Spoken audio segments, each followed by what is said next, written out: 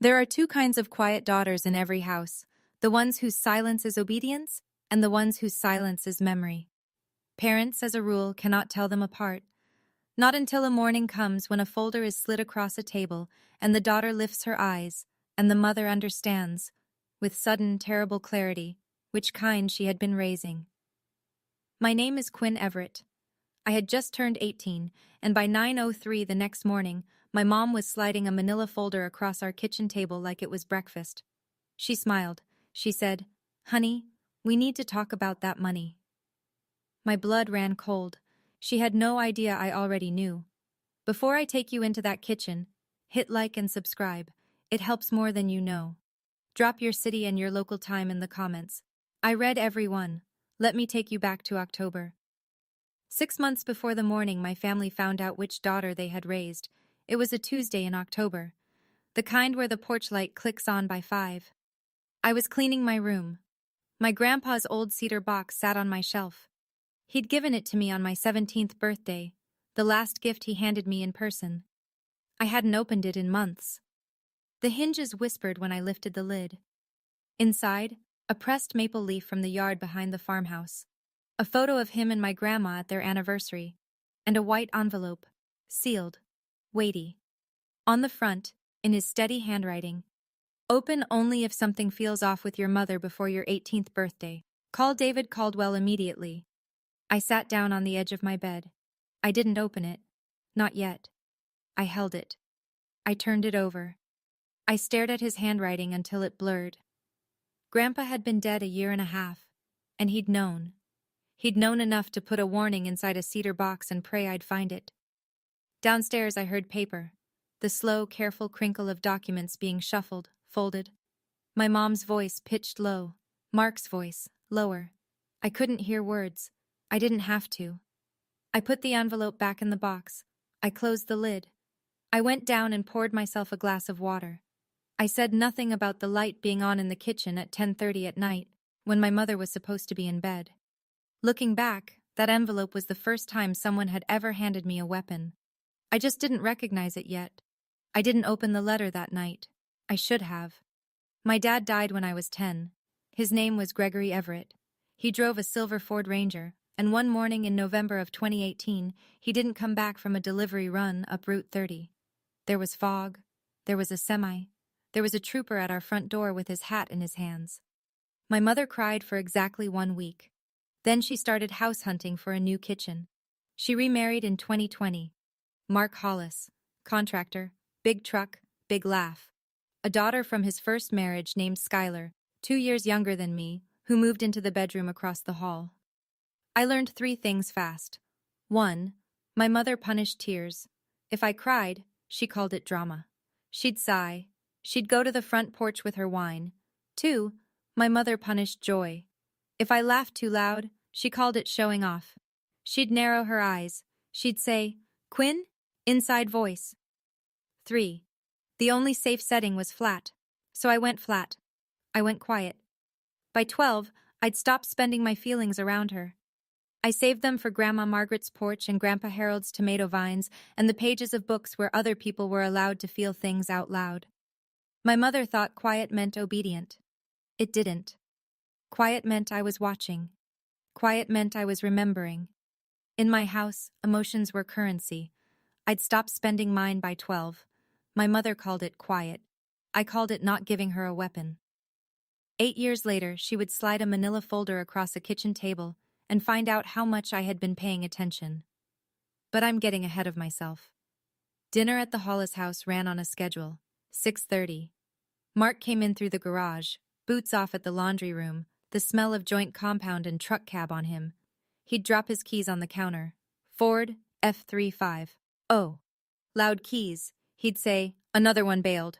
Or, "Kitchen in Conestoga had mold behind the drywall." Or, "Permit guy's a crook." My mother would pour his wine before he asked. Skylar would talk. She always talked. That night, a Sunday in March, she'd gotten her Bucknell admission email. Early decision, $65,000 a year before books. Mark raised his glass.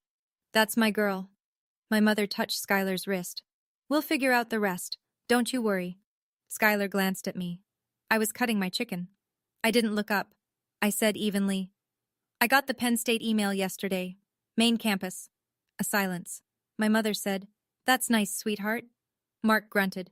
He took a swallow of wine. "College is a scam. Real money's in the trades. But whatever." He didn't look at me. My mother smiled her charity committee smile. "Quinn, we'll talk about your future. Closer to your birthday." That phrase again. Closer to your birthday. She'd said it 3 times in February, twice already in March. It didn't sound like a celebration. It sounded like an appointment. Mark topped off his glass. He added, casual as weather, "Family money stays with family, Quinn. Not in some lawyer's vault." My mother cut him a look. A fast one. The kind that says shut up too soon. I kept cutting my chicken. I was paying attention. My grandma Margaret died when I was 14. Breast cancer. She fought it twice. The second time it fought back harder. She held my hand the afternoon she passed. She said, "You are a good, good girl. Don't let anyone tell you otherwise." I didn't cry in the hospital. I cried in the parking lot, in the passenger seat of Grandpa's Buick, and he didn't shush me or sigh. He just said, "Let it out, Peanut. Let it out." Grandpa Harold held on for 2 more years. He got quieter. Not sadder. Quieter. Like a house at dusk. The summer I was 16, I moved into his spare room for July and August. I read to him from the chair by the window. I watered the tomatoes. I cooked the eggs the way he liked.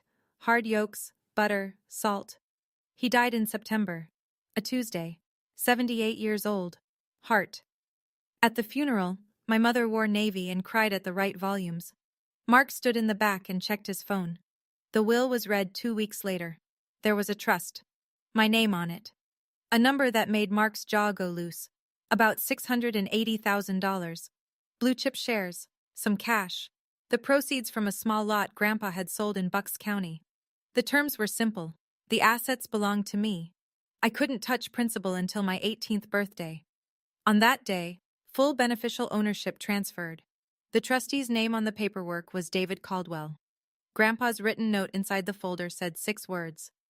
"Your choice, your life, love, Grandpa." My mother read those 6 words with a look on her face I'd never forget.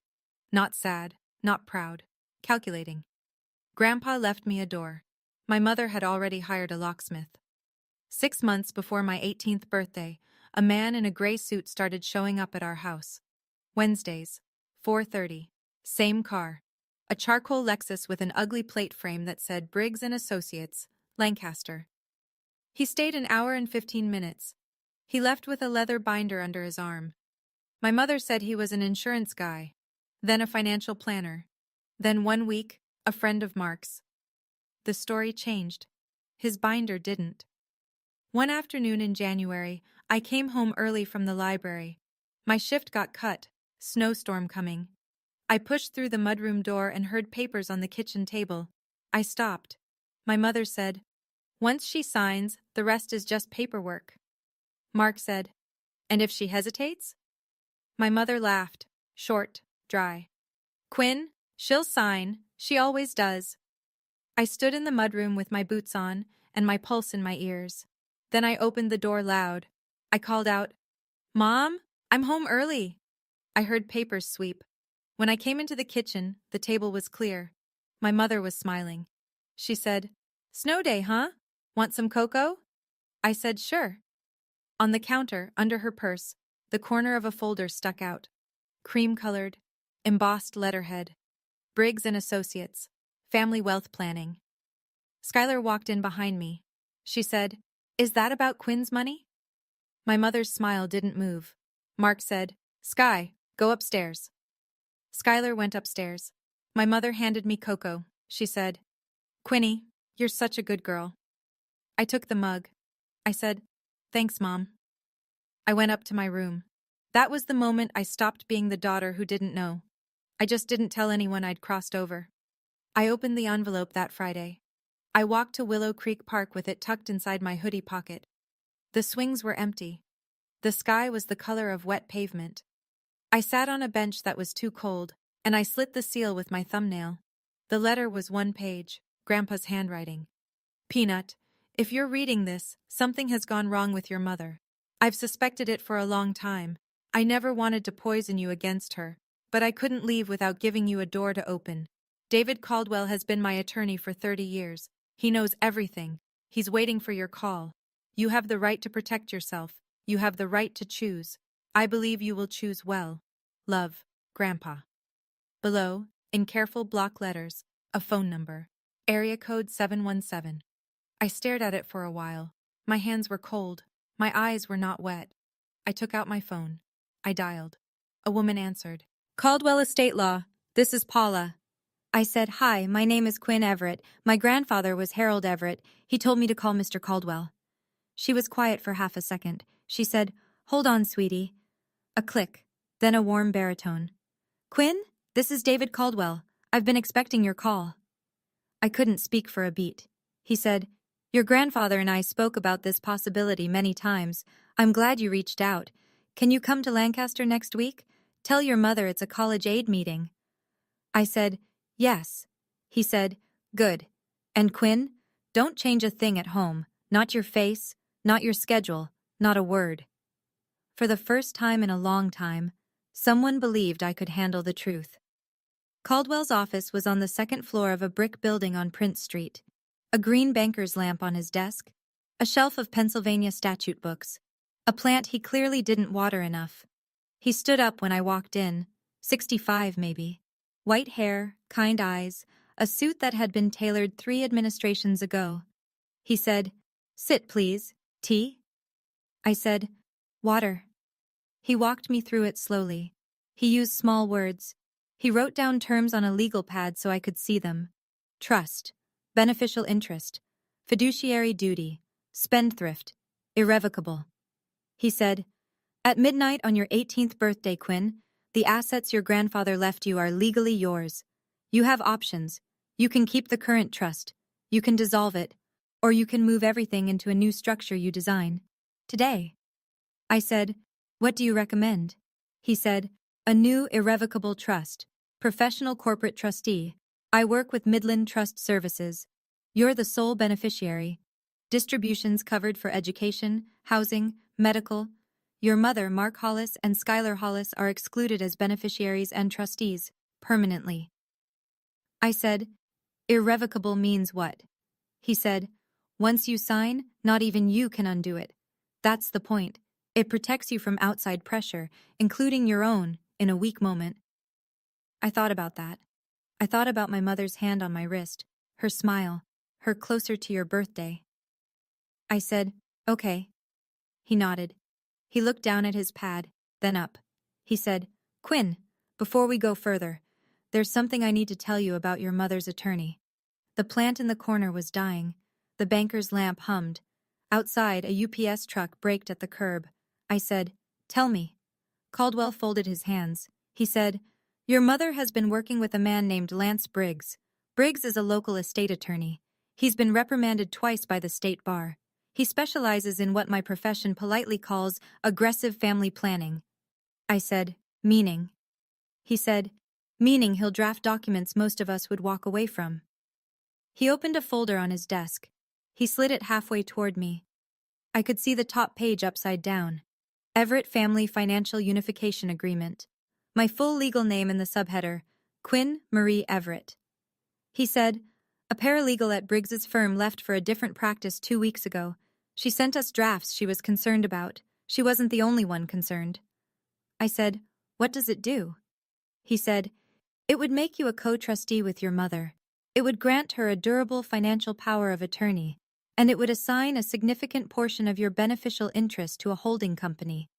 Something called Hollis Everett Holdings, LLC. He let me read. The signature line was dated February 28th, 2 months before my birthday, while I was still 17. I looked up. I said, "I'd still be a minor." He said, "Correct. Your mother's signature as your guardian would have been required alongside yours. That's their plan.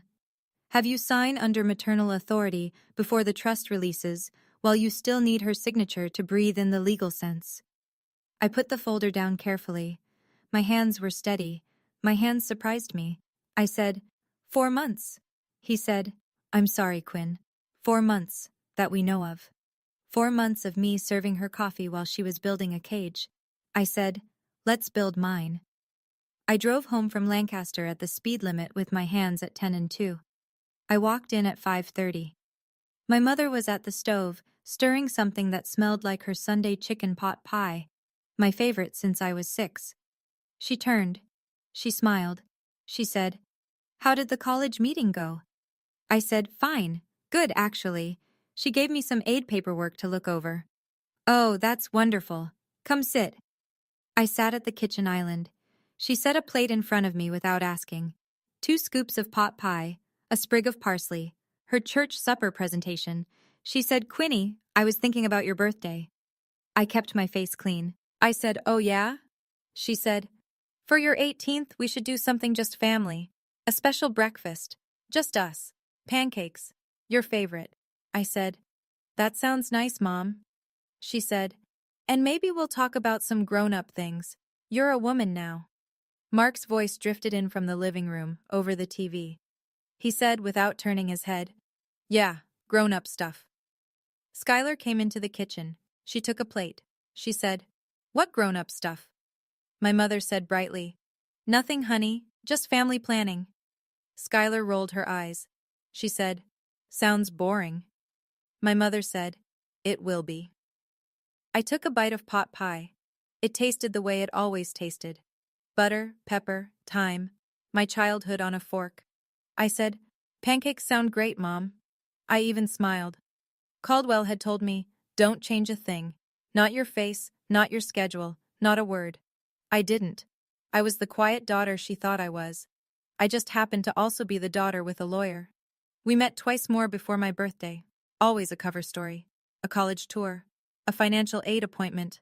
A library research trip. Caldwell was patient. He had a way of talking about money that made it feel like plumbing. Not magic. Not morality. Just pipes and valves. We named the new trust together. He said, "Most people name trusts after themselves. What do you want to call it?" I said, "The Margaret Trust." He wrote it down. He didn't ask why. We built the thing piece by piece. Corporate trustee, Midland Trust Services, a Harrisburg-based firm with a clean 40-year record. Beneficiary, Quinn Marie Everett, and her direct biological descendants, if any, in perpetuity. Excluded forever from beneficiary or trustee status, Caroline Everett Hollis, Mark Hollis, Skylar Hollis, and any entity in which any of the 3 held equity. Distributions authorized for tuition, reasonable housing, medical, emergency living expenses. Discretionary distributions subject to trustee review. Spendthrift clause. No creditors could attach. No one could pressure me into a lump sum withdrawal on anyone else's behalf. Irrevocable. No amendment. No termination. No reversal. Caldwell said, "You understand that this protects you from them. It also protects you from you. In a weak moment, 5 years from now, if your mother cries the right cries, you can't undo this. That's on purpose." I said, "I know." He said, "Good. Many 18-year-olds don't." I signed the draft in pencil. Twice. To practice. Then we set the live execution for 12 o'clock and 1 second a.m. on April 15, 2026. My birthday. Notary ready. Trustee ready. Caldwell set a phone call for 9 a.m. sharp the morning after. On speaker, if I chose. He said, "It's your moment, Quinn. Use it how you need to." Aunt Beth called me the week after that meeting. Out of the blue. Or maybe not. She said, "Quinny, Pittsburgh speaking. You got a minute?" I stepped into the backyard. The air smelled like early grass. She said, "I heard from David Caldwell that you've been asking questions." I said, "He told you?" She said, "He told me you called. He didn't tell me what about, I can guess." Beth was my dad's little sister. ICU nurse. 48. She and my dad had been close. She and my mother had not. She said, "Quinn, I should have told you this years ago. I'm sorry. Your father tried to change his will before he died. 6 months before the accident. He wanted a trust set up for you, with my name as co-trustee." I sat down on the porch step.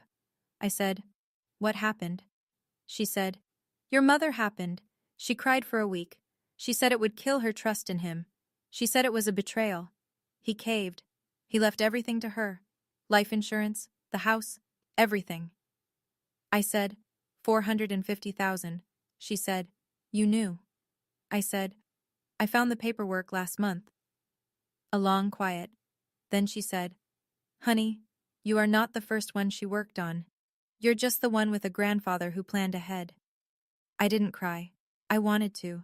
I didn't. She said, if you need somewhere to go after your birthday, I have a room. I have a mean cat named Walter. I have coffee. You're welcome as long as you want. I said, Aunt Beth, what day is it there? She said, Thursday, Peanut, same as you. I said, I might take you up on the room. The Sunday before my birthday, my mother made pot roast. Her something big is coming meal. Mark lit candles. Skylar put her phone face down. Over dinner, I floated a question. Casual, curious, the voice of a daughter looking for guidance. I said, Mom, what's the difference between a trust and a family account anyway? She lit up like a porch lamp. She said, oh, honey, trusts are complicated. They can fail if they're not managed by family who really cares. Mark nodded. Lawyers drain them. Saw it happen to Gus Trainor's mom. My mother said, you'd be shocked. Fees, delays, they nickel and dime you. I said, huh, that's scary. She said, it's why family accounts work better. Shared goals, no strangers, just pooled. Mark said, family money stays with family hands, not some corporate trustee up in Harrisburg. It was the word corporate that gave him away. I'd never used that word in front of him. Neither had she. But Briggs would have. I said, huh. Skylar from her plate without looking up. Mom says the money was supposed to be all of ours anyway. Dead silence. My mother's fork froze half an inch above her plate. Mark said too loud, Sky, honey, eat. My mother recovered. She said, Sky just means family is a team, sweetheart. That's all. I said, oh, of course. Mom, this roast is amazing. I reached for the potatoes. I passed the gravy. I kept my face the face of the quiet daughter who didn't know anything. Inside my head, I was taking notes. Skylar had known, at least the shape of it, maybe the edges. My mother had told her enough to get her to behave on a certain morning in April. 4 days now. I was counting. 2 days before my birthday, my mother announced an early celebration dinner at Willow Creek Country Club. I hadn't agreed to it. 15 people, the pastor and his wife, Mark's business partner, Ron, 2 neighbors, my mother's women's circle co-chair, Donna. Skylar in a pink dress, Mark in a navy blazer that strained across his shoulders. The club's private room had green wallpaper and a chandelier the size of a small car. The waiters wore white gloves that made me sad for their wrists. My mother stood up during dessert. She tapped her wine glass with a butter knife. She said, I'd like to propose a toast to my brave girl. Who's going to make such smart decisions tomorrow? 15 people lifted 15 glasses. I lifted mine. I smiled. I said, thank you, Mom. Mark caught my eye from across the table. He tipped his wine toward me. He mouthed, big day. I smiled back. 3 tables over, at a table for one, a man in a navy blazer was eating a Caesar salad, mid-50s, thinning hair, a ring with a stone too big for his finger, a leather briefcase leaning against his chair. He looked up. He looked at Mark. He gave a small professional nod. Mark nodded back. I didn't know the man's face yet, but I knew the briefcase. I knew the posture of a man who charged by the hour and expected his invoice paid in cash. Lance Briggs was already at my birthday dinner. 1 day early, waiting. Pastor Lowry raised his glass and said something kind about my late grandfather. I smiled and thanked him. Grandpa had said, your choice, your life. I raised my glass to the whole room. I drank the wine. April 15th, 2026. 11:47 p.m. My bedroom door was locked. My laptop was open. 3 sharpened pencils sat on my desk that I hadn't needed. I was wearing pajamas. Gray top, plaid pants, slippers. I wanted my signature to come from the version of me who slept in this house every night. At 11:52, Caldwell joined the Zoom.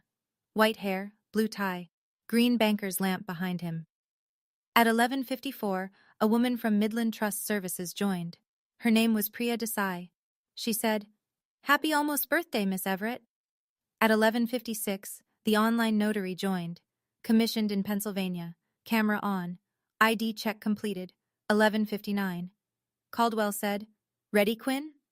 I said, "Yes." 11:59:40, 11:59:55. The cursor blinked in the signature field. 12 o'clock in 1 second. I typed my legal name. Quinn Marie Everett. Slow. Each letter on purpose. The notary confirmed. Priya confirmed. Caldwell's eyes tracked the screen. At 12:02, the system requested confirmation of the asset transfer authorization. I clicked approve. Two-factor code. Approved. At 12:03, Priya said, "Initiating wire." At 12:04:22, she said, "Confirmed. Funds received, $681,412.90. The Margaret Trust is funded, fully executed, irrevocable." Caldwell looked into the camera. He said, "Happy birthday, Miss Everett. The world is yours now." I realized I'd been holding my breath for almost a minute. I let it out. I said, "Thank you." He said, "Sleep if you can. Expect me at 9 tomorrow." The three of them dropped off. The Zoom window went quiet. Downstairs in the dark house, a refrigerator hummed. I closed my laptop. I sat. My hands tingled. For the first time in 6 months, I was tired. I lay down and I slept. Let me pause here for a second. If somebody in your family has ever asked you to sign something you didn't fully understand, drop the word "rooted" in the comments. I want to know how many of us there are. I read every comment later tonight, I promise, because what comes next isn't the ending, not even close. I still had to go downstairs the next morning. I still had to sit across from the woman who'd spent 4 months drafting papers about me, and she still thought she was going to win. Back to the story. 7:30 a.m., April 16th. I was awake before my alarm. I showered for 6 minutes. I dried my hair halfway. I put on a cashmere cardigan the color of early butter, jeans, my grandmother's gold stud earrings, no makeup. I stood in front of my bedroom mirror. I said out loud, "Quiet, daughter." I looked like her. I went downstairs at 7:45. The kitchen smelled like pancakes. My mother was at the stove in her robe, pink, quilted, her blonde hair pinned back the way she wore it for brunch. She turned, she beamed. She said, "There's my birthday girl. Happy 18th, sweetheart." She wrapped me in a hug. It lasted 3 seconds longer than her hugs usually lasted. She smelled like her Estee Lauder and bacon grease. Mark was at the table in a polo. Skylar was in her pajamas with her phone propped against the orange juice pitcher. A manila folder sat on the table. To the right of my mother's place setting, not hidden, not even slightly. 3 pancakes in a tower on my plate. Candles, the thin birthday kind, unlit. My mother said, "Sit, sit. Mark, light her candles." Mark pulled a lighter from his pocket. He lit 3 candles. My mother said, "Make a wish, Quinny." I leaned over the plate. I thought, I wish for my grandfather to know. I blew the candles out. My mother clapped. Skylar said, "Yay, Quinn." Mark said, 18 years old. Christ. I said, "Smells great, Mom." I took my fork. I cut into the top pancake. The folder caught the morning light. The edge of it lined up perfectly with my mother's coffee mug. I'd rehearsed this morning in my head 50 times, maybe. None of them prepared me for how normal it felt. She let me eat 2 bites of pancake. Then she folded her hands on the table. She used her warm voice, the women's circle voice. She said, "Honey, now that you're 18, there's something we need to talk about. That money. From Grandpa." I set my fork down. I said, "Okay." She slid the folder across the table. It moved 3 inches. It came to rest against my plate. She said, "It's nothing big. Just some family paperwork Mark's attorney drew up, to help us all be smart, for the family." Mark said, "Nothing crazy, just structure." Skylar watched. She had not picked up her phone. I said, "May I look?" My mother said, "Of course, sweetheart. Take your time." I opened the folder. The cover page said, "Everett Family Financial Unification Agreement. Quinn Marie Everett, Principal." Beneath it, smaller, "Caroline Everett Hollis, Successor Co-Trustee." Mark J. Hollis, attorney in fact. My full legal name in 3 places, a signature line with my name printed below it. Another line for my mother's signature as parent or guardian, which she'd only need if I were still a minor. I flipped past the cover. Page 2. Durable financial power of attorney, granted to Caroline Everett Hollis. Page 5. Assignment of partial beneficial interest to Hollis Everett Holdings, LLC. Page 7. Co-trusteeship designation. Page 9. Acknowledgement of family financial priorities, including tuition assistance for Skylar Ann Hollis. My blood ran cold. I was looking at proof. I kept my face even. I turned to the footer on page 1. Generated December 14th, 2025. 4 months ago. My mother said, still smiling, "It's simpler than it looks. Just a few signatures, and we can get on with your birthday." I said, "I'd like to read it first." I read every page, not skimming, reading. I turned each sheet with both hands. I followed every paragraph with my index finger. I mouthed the harder words. At the 2-minute mark, my mother's cheerful smile began to crack at the corners. At the 4-minute mark, she tapped her coffee mug. Twice. Quick. At 5 minutes, Mark said, "Quinn, sweetheart, you don't need to read every line." I said, "I like to understand what I'm signing." Mark said, "It's just structure. My guy's on standby to notarize this morning." I said, "Mark, you just said my guy." He said, "What?" I said, "A minute ago you said Mark's attorney. Now it's my guy." A silence. Skylar's phone still sat face down. She hadn't touched it. I turned to page 5. I tapped the paragraph. I said, "Mom, this line says, partial beneficial interest is assigned to Hollis Everett Holdings, LLC. What is Hollis Everett Holdings?" My mother blinked. She said, "Oh, a family entity. For tax purposes. It's not really a thing." I said, "When was it formed?" She said, "I don't remember exactly." Mark cut in. "Quinn, stop, it's just paperwork. Sign the stickied pages, eat your pancakes." I looked at him, calm, steady.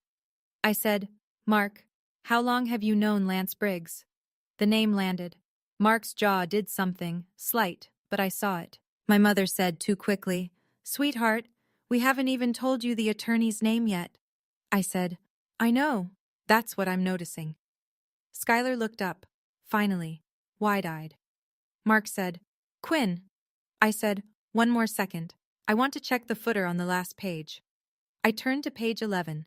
The footer said, "Generated, December 14th, 2025. Briggs & Associates, document V4.3. 4 months, 4 versions." I closed the folder. Carefully. I said, "Mom, this document was generated 4 months ago." She said, "Honey, lawyers keep old templates." I said, "Templates don't put a person's middle name in them." I flipped back to page 1. I pointed at my middle name, Quinn Marie Everett. I said, "This is mine. This is only mine. 4 months ago." My mother's mouth opened, then closed, then opened again. She said, "We've been planning for your future for months, that's all. That's just good parenting, sweetheart." Mark said, "Quinn, sign the pages." His voice was not warm anymore. I said, "Mark, your lawyer's name is on the letterhead. Briggs & Associates, Lancaster. I passed your lawyer at the country club on Monday night. Navy blazer, Caesar salad." Skylar breathed in fast, not out. Mark said, "Quinn, don't get cute." I said, "I'm not being cute, I'm reading." My mother tried again, softer, the wounded voice. She said, "Quinny, honey, this is for your protection. You don't understand how taxes work. You don't understand what happens when someone your age inherits a lot of money. There are sharks out there." I said, "Mom, I didn't say no. I said I want to understand." She said, "There's nothing to understand. It's family. Sign." I said, "Before I sign anything, I'd like to have our family attorney on the line, just to explain it to me." I said the word "our" gently. That was the word that broke her face. Her smile locked, her eyes flicked. Fast. Panic. She said, "We don't need Caldwell for this. My guy can walk you through it just fine." I waited. I let the silence work. I said, Mom? I said, I never told you who our family attorney was. The kitchen went quiet the way kitchens do when the refrigerator kicks off and nobody's spoken in a minute. I watched my mother's mouth. She opened it, closed it, opened it. She said, Quinny, Grandpa mentioned him. Years ago, I must have remembered. I said, Grandpa died 18 months ago. I've never said his name in this house. Mark said, Quinn, stop. Skylar quietly from her chair. Wait, who's Caldwell? Mark snapped. Sky, not now. Skylar shrank back. My mother tried to grip the table edge. Her knuckles were white. She said, I asked around, when Grandpa died, about his estate, that's all. It's nothing sinister. I said, Mom, when did you ask around? She didn't answer. I said, was it around the time you and Mark started meeting with Lance Briggs?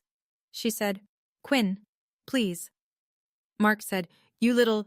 He caught himself. His face was red. A vein pulsed at his temple. He said, you think you're slick? You think you know what's best? I said, I don't think I'm slick, Mark. I think I've been quiet for a long time, and people mistook that for a different thing. Skylar, very small. Mom, what is happening? My mother said, nothing is happening, honey. Quinn is being difficult. I said, I'm being careful. My phone, lying face up beside my plate, vibrated. The three of them looked at it. The screen lit up. The name on the screen said David Caldwell, Esquire. The time on the screen said 9:03 a.m. My mother's face lost the last of its color. I picked up the phone.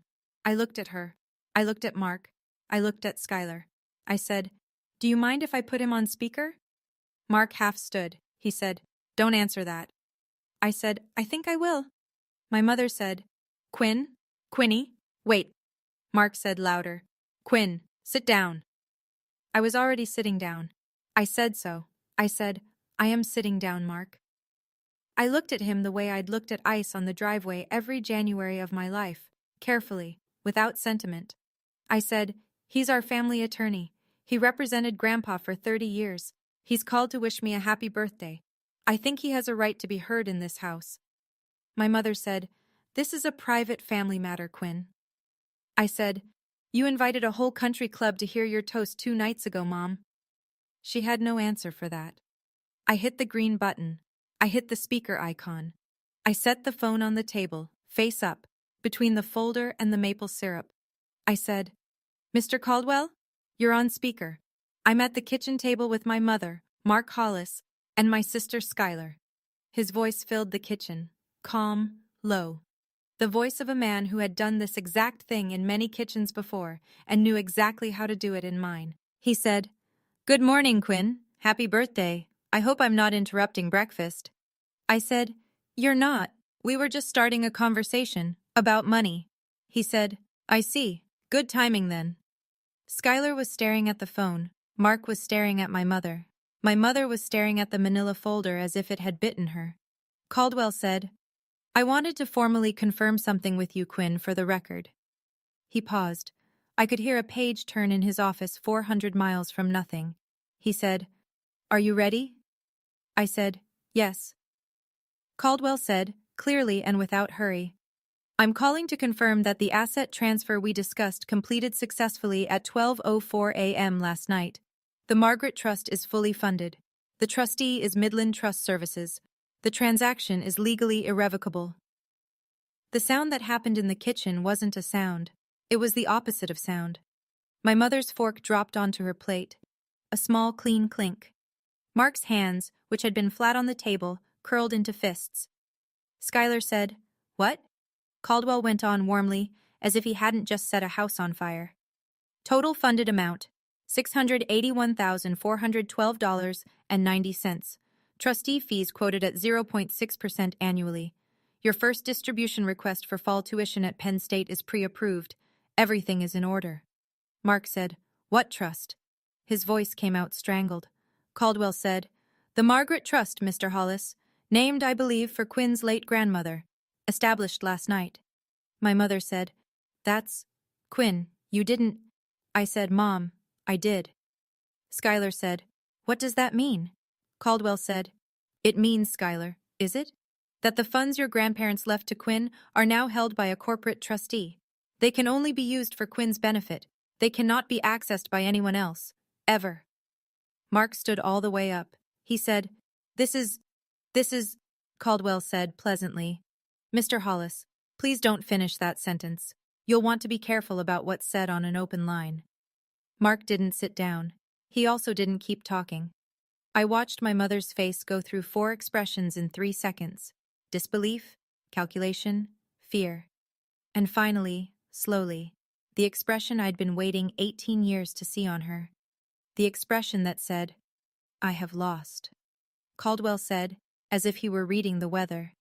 Incidentally, Quinn, I wanted to flag something else while we're all together.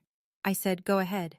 He said, about 10 weeks ago, my office received a forwarded copy of a draft document package originating from Briggs & Associates in Lancaster. A former paralegal there raised concerns about the content and forwarded it to 2 colleagues. Standard whistleblower channel. My mother said, That's protected material. Caldwell said gently, Ma'am, work product prepared for a third-party minor beneficiary is not privileged in the way you seem to be thinking. And the forwarding isn't the issue. The content is. Mark said, You can't. Caldwell said, I can, Mr. Hollis. I've been doing this a long time. He let that sit. I watched my mother's hands shake. Just her hands.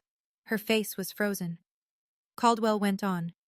The document is titled Everett Family Financial Unification Agreement. It's addressed to my client Quinn, with a signature line dated February 28th of this year. That date was 2 months before Quinn's 18th birthday, while she was still, legally, a minor in Pennsylvania. He paused. Quinn, can you describe what you're holding? I said, a manila folder. Inside, a document called Everett Family Financial Unification Agreement, 12 pages, generated December 14th, 2025. Letterhead, Briggs & Associates, version 4.3. Caldwell said, Yes, that is the document. Skylar whispered, Oh my God. Mark said, This is a setup. Caldwell said, No, Mr. Hollis. A setup requires deception by the party being accused. Ms. Everett has simply read what was placed in front of her, with witnesses. My mother said, very small, Quinn, honey, please. I said, Mom, let him finish. Caldwell said, I'd like to be clear about a few things, for Quinn's protection and for the record of this conversation. He numbered them, out loud. 1. The document in front of Quinn is not enforceable. After midnight last night, the assets it attempts to direct are no longer legally available to Quinn to assign. They belong to the Margaret Trust. 2. The document was intended to be executed while Quinn was still a minor. The signature line was dated February 28th. Execution would have required Caroline Everett Hollis's signature as guardian. That is a structural indicator of intent to use parental authority to direct a minor's future inheritance. 3. In Pennsylvania, a guardian owes a fiduciary duty to a minor child. Attempting to divert a minor's inheritance into an entity in which the guardian has personal financial interest, such as Hollis Everett Holdings LLC, formed November of 2025, Mark Hollis sole member, is a fiduciary breach. My mother said, Stop, please stop. Caldwell said, 4. I have, as of yesterday, filed a formal complaint with the Pennsylvania Disciplinary Board regarding Lance Briggs's role in preparing this document, along with 3 previous drafts. Mr. Briggs has 2 prior reprimands. Mark said, You filed? On Briggs. Caldwell said, I filed on Monday. Mr. Briggs was notified yesterday at 4 p.m. I expect he's not answering calls today. The manila folder on the table looked different now, smaller, sadder, dead paper. I said, Mom, look at me. Her eyes came up, slow, red. I said, Did you know what he was drafting? She said, Quinn? I said, Yes or no. She said, Yes, I knew. Skylar made a sound I'd never heard her make. Mark slammed his palm flat on the table. The salt shaker jumped. Skylar jumped. He said, You did all this behind our backs? I looked at him. I said, Mark. I said it the way you'd say it to a dog in a kitchen. I said, I did it in front of a licensed attorney. at 12:01 a.m., on my 18th birthday, under full legal capacity. I said, "You did yours behind my back, for 4 months, while I was still 17. His face was purple. A vein at his temple stood up. He said, "We raised you."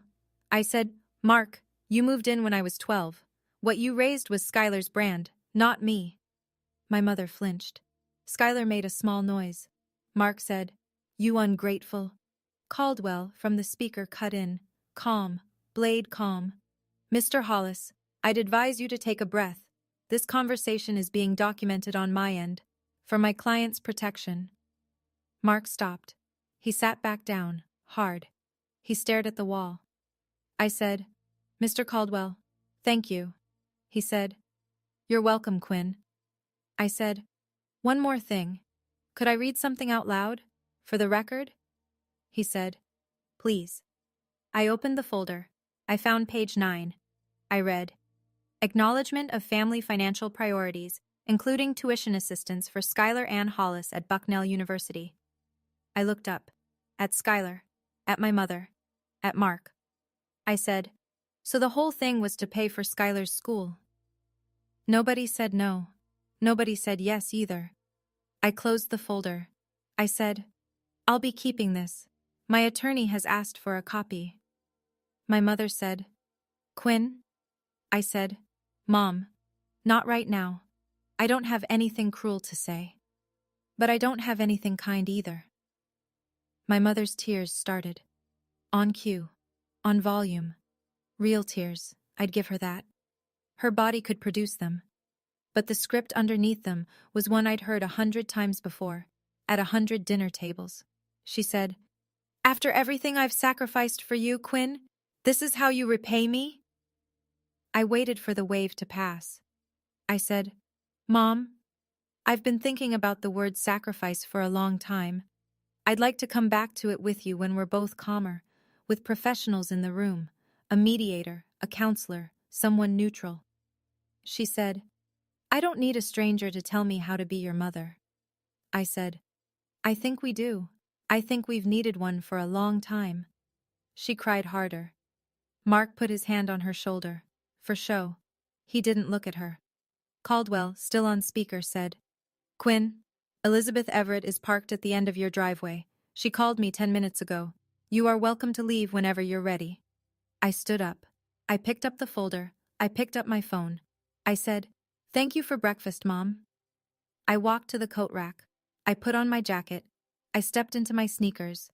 I walked down the hallway past the wedding photos on the wall. At the front door, I paused. I turned. Skylar was watching me. Just her. My mother had her face in her hands. Mark was staring at his coffee. I said, "Sky, you're 16. You didn't do this. Don't carry it. Text me in a year." Skylar nodded. Once. I opened the door. The April sun was pale and honest. I walked down the driveway. Aunt Beth's Honda Civic was waiting with the engine running. "Pause with me again.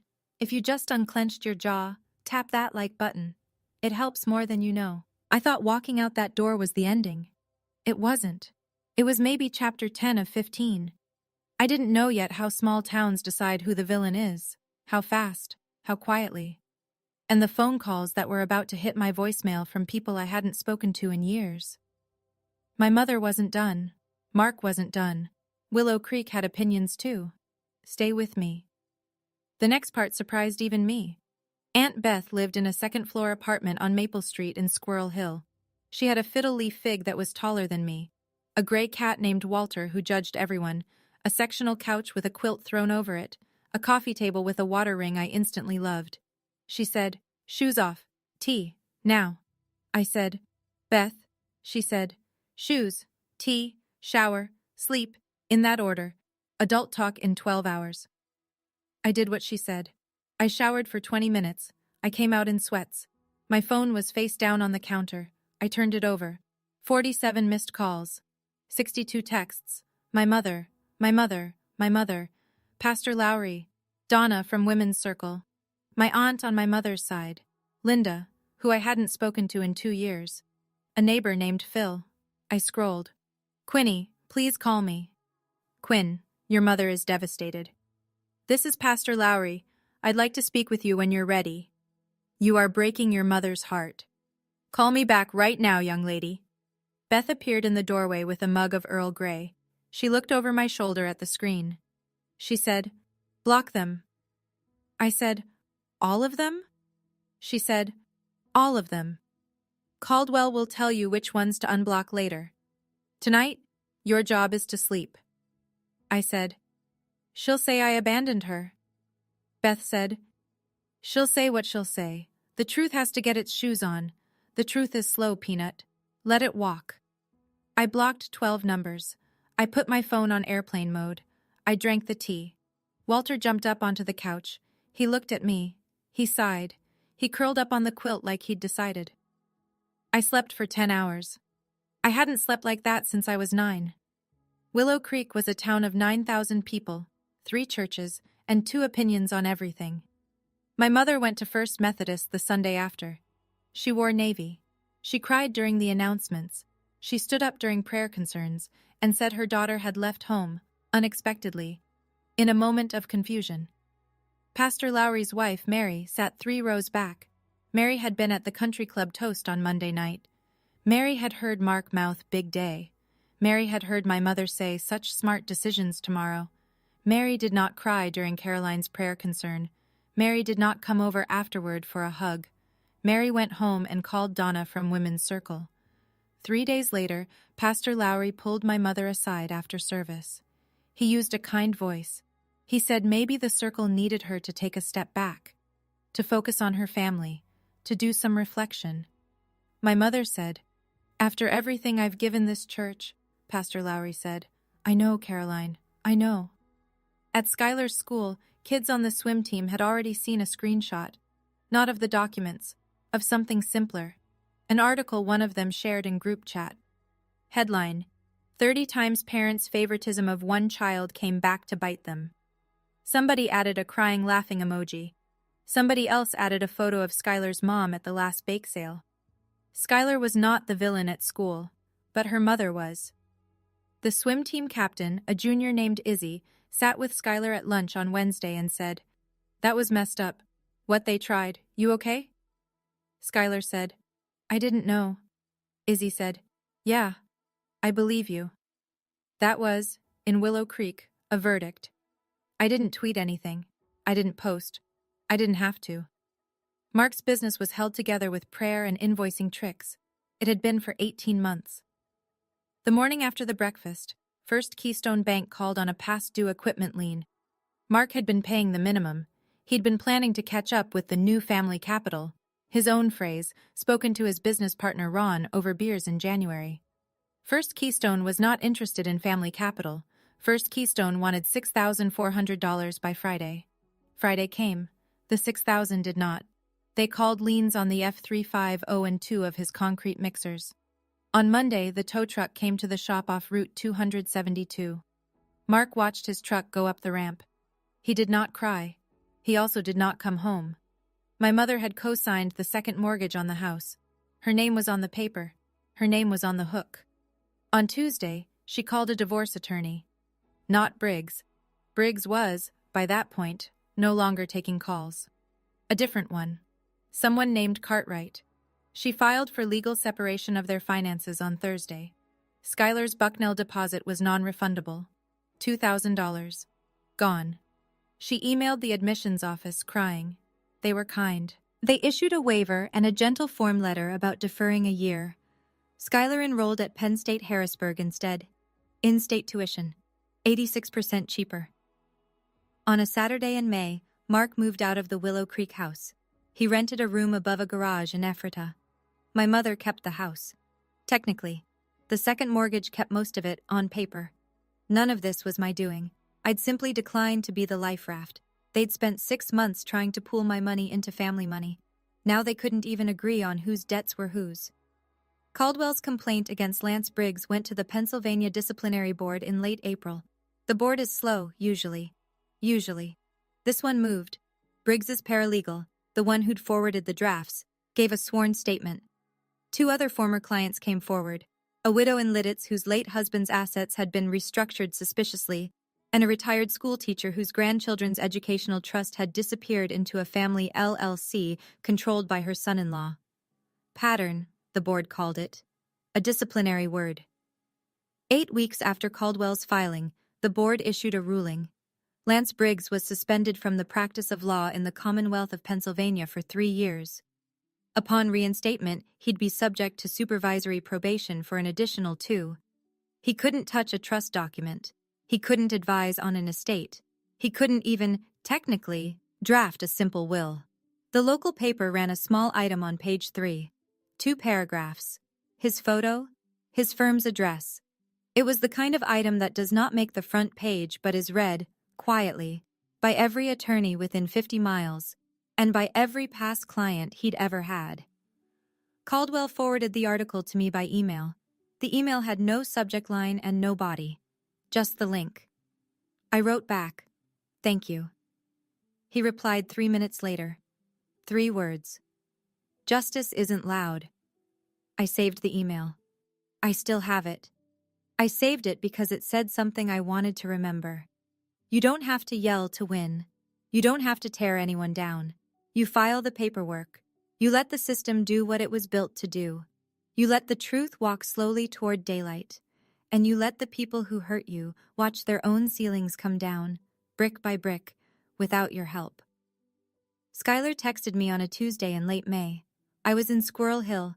I was at the kitchen table writing my application essay for the Schreier Honors College. Her text said, "I didn't know she wanted all of it. I thought it was just some, for my tuition. I didn't ask her to, I swear." I read it 3 times. I did not write back immediately. Beth walked past, saw my face, said, "Skylar?" I nodded.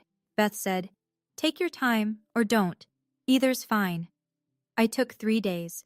On Friday evening, I wrote back, "Sky, I know. She told you what she needed you to believe. The planning was hers, not yours. You're 16. You were in the kitchen, not behind the papers." 3 dots. Dots for a long time. She wrote, "I'm sorry." I wrote, "I know." Then I wrote, "I'm not angry with you. I'm not available to be around Mom for a while, but I'm not cutting you off." She wrote, "Okay." I wrote, "Coffee in a year, when you're 18 and on your own. I mean it. I'll drive." She wrote, "Okay, Quinny." She hadn't called me Quinny in 3 years, not since Grandpa died. I set the phone down on the table. I looked out at the fiddle leaf fig. Beth came into the room. She sat across from me. She had a mug in each hand. She pushed one toward me. She said, "How's the kid?" I said, "Scared, lonely. She'll be okay." Beth said, "You're not responsible for her being okay." I said, "I know, but I can hold a door open." Beth tapped her mug against mine. Earl Grey against Earl Grey. She said, "Your dad would have liked that, holding a door open." I said, "Yeah, I think he would." August came. I got my Penn State packet.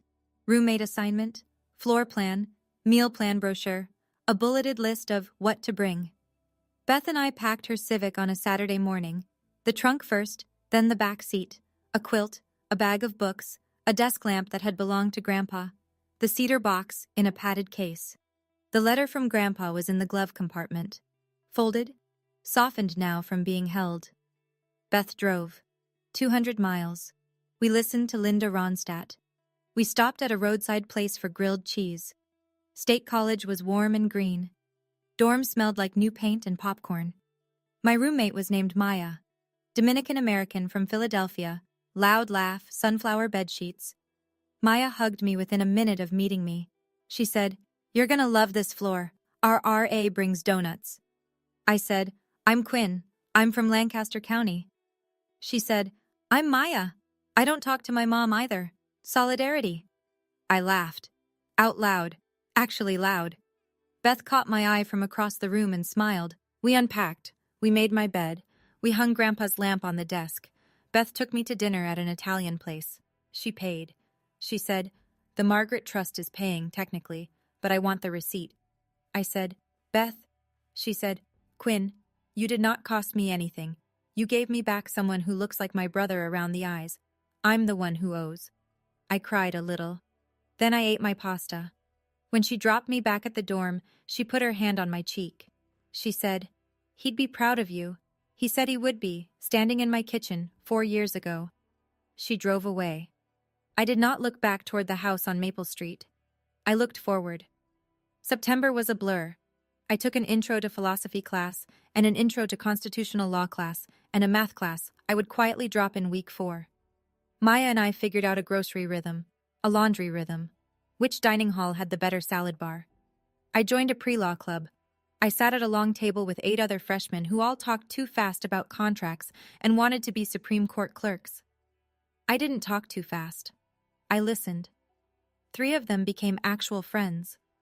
My mother didn't call for the first 2 months. The first text came on October 12th. It said, "Are you safe?" No punctuation. No question mark. I read it twice. I didn't answer. The second came 2 weeks later. It said, "I miss you." I didn't answer that one either. Beth called me every Sunday. We talked about Walter the cat, about Beth's rotation schedule, about what I was reading, about what my classes were teaching me that my family had not. One Sunday in November, Beth said, "How's your heart, Peanut?" I said, "It's quiet." She said, "Good quiet or bad quiet?" I thought about it. I said, "Good quiet, the kind I didn't know existed." She said, "That's peace, honey." I said, "Peace." I sat with that word for a while. I'd spent my whole childhood being quiet because emotions were expensive, because noise was dangerous, because laughing too hard was an invoice my mother would eventually collect on. In my dorm room, with Maya humming in the shower and snow beginning to hit the window, I understood, for the first time, that quiet could also just mean quiet. No threat, no penalty, just the sound of a life I was finally allowed to have. April 15th, 2027, Paterno Library, 4th floor, window seat. The desk I liked best, by the radiator, with a view of the quad under a light dusting of late snow. I had an organic chemistry exam in the morning. I had closed my book. I had closed my notes. At 11:58 p.m., I opened my laptop. I logged into Midland Trust Services, quarterly statement, April 1st to April 15th, the Margaret Trust. Value, $729,448 and change. Up 7.2% year over year. Distributions issued, tuition, housing, fall books, a small grant for winter clothing. Next disbursement scheduled, fall tuition, August. I scrolled down to the footer of the statement. My grandparents' names were there in small italics. Harold and Margaret Everett. Originators of Corpus. I put my fingertips on the screen, briefly, over their names. At 12:01 a.m., exactly 1 year from the moment I had signed my name in a locked bedroom in Willow Creek, I closed my laptop. I sat in the window light for a minute. Outside, snow was falling so slowly it looked stopped. I thought about Grandpa and his 6 words, "Your choice, your life." I thought about my mother. I hoped, actually, that she was okay. Not in a gushy way. The way you hope a stranger on the news is okay. I thought about Skylar and the text she had sent me that morning, a photo of her first dorm room at Penn State Harrisburg, taken 2 weeks after her own 18th birthday. She'd written, "Coffee in May?" I had written back, "Yes, I'll drive." I gathered my things. I walked to the elevator. I rode down alone. Outside, in the cold, clear April night, I tilted my face up to the snow. I breathed out. I went home. If you made it this far, thank you. I know that wasn't easy to listen to. I know some of you heard yourselves in it. Drop one word in the comments, just one. What would you have done at 12:01 a.m.? Signed, waited, walked? I read every comment. I answer the ones I can. If you want to hear the next story, about the aunt who waited 10 years to tell me what actually happened the night my father changed his will, it's linked in the description, right below this video. You're not dramatic. You're paying attention. See you there.